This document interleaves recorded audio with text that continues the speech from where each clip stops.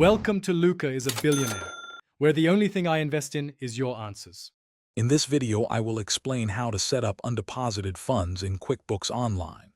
This feature is crucial for accurately tracking payments received but not yet deposited into your bank account. It acts as a temporary holding account, ensuring your books reflect the true flow of money. Using undeposited funds helps you reconcile your bank statements more easily by grouping multiple payments into a single deposit entry. Let's get started with the first step. The first step is to record your customer payments or sales receipts. When you receive a payment, navigate to the Receive Payment or Sales Receipt section in QuickBooks Online. Make sure to select Undeposited Funds from the Deposit To drop-down menu.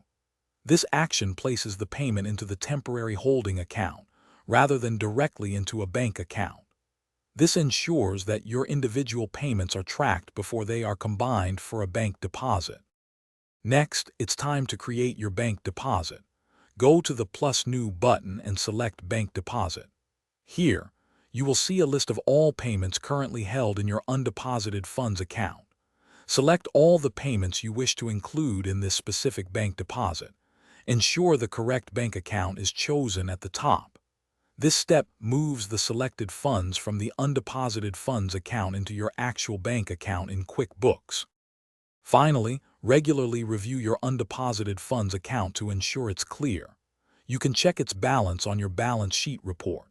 When you reconcile your bank statements, verify that the deposits you made in QuickBooks match the deposits shown on your bank statement.